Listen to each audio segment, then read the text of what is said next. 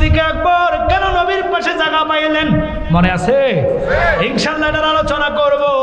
ওই জুতা মোবারকের নকশা আমার হাতে আছে।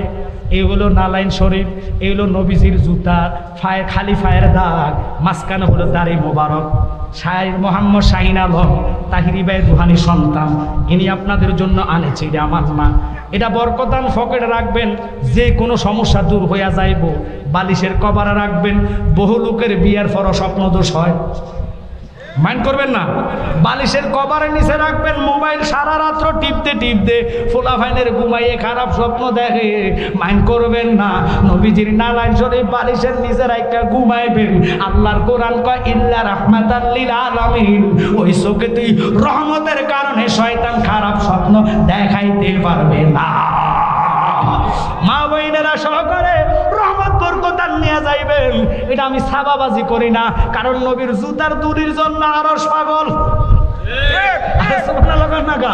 ওই জুতা মুবারক টুফির ভিতরে ঢুকাইয়া ছিলিয়ে রাখবেন, ফেসারে চক্কর দিয়া জায়গায় বে জায়গায় মারা যাইতেন না। খোদাকে কসম, মরণ হইব যে কোনো একটা জায়গায় সুস্থভাবে আল্লাহর রূহ নিয়ে যাইব।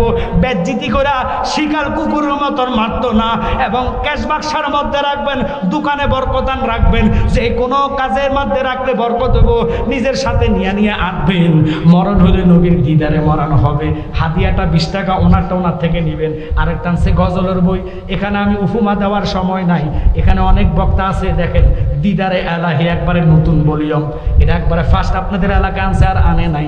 এখানে 10 জন বক্তার নাম আছে। আবুল কাশেম নুরি, অলিউল্লাহ আশিকি, গিয়াসউদ্দিন তাইরি, আলাউদ্দিন জিয়াদি, আমার ভাই মুরাদ চৌধুরী সাহেব, আমি সহ বাছাই করা বাংলাদেশের সুন্নি জামাতের ইন্টারন্যাশনাল কিছু বক্তাদের বাছাই করা গজল এনেছি।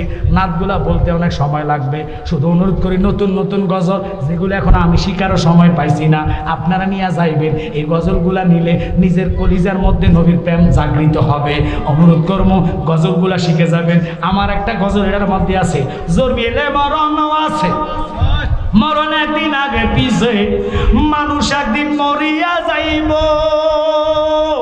ওরে মরার আগে যে মরাছে তার কি রে আর মরণ আছে গো। যেমন দয়াল নবী মদিনাতে জিন্দা পূর্ণ জনম হইয়া। সুবহানাল্লাহ।